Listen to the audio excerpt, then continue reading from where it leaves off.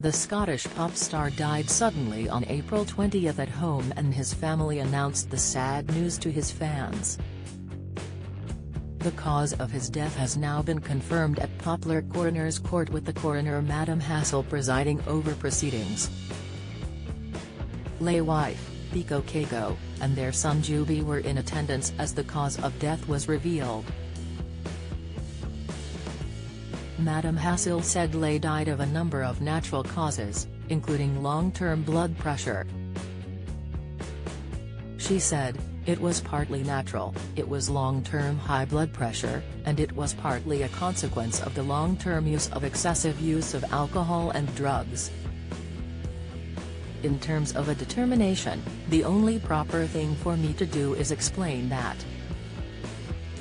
It means it's not quite as neat as saying this was natural causes or accident or drug or alcohol related.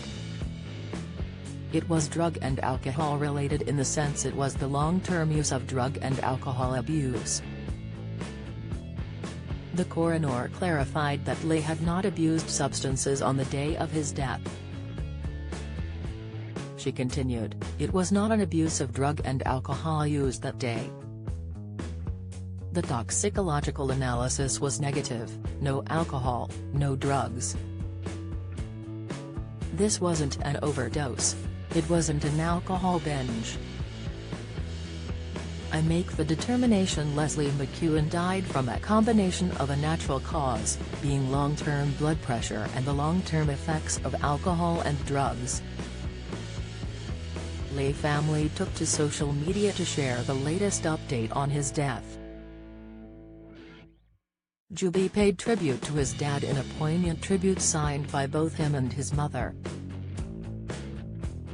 He wrote, "My dad always wore his heart on his sleeve, so it wasn't surprising to hear the coroner say that he had a heavy heart."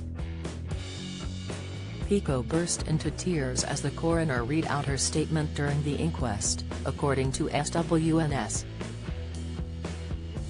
The statement purportedly read, "I left the house at 9:20 a.m. to go to tennis practice, and my husband wanted to help me take my bike downstairs. He kissed me goodbye and went back upstairs. I returned at 11:30 a.m. I placed the key in the front door, but it wouldn't move, as if something was in the way. I pushed the door and I saw my husband's head on the door and he was not moving. I called out to my son and he was in his room on the second floor. As soon as he came downstairs, Leslie was not breathing and I was trying to call 999. We moved him out of the doorway so I could come inside. I started doing mouth-to-mouth.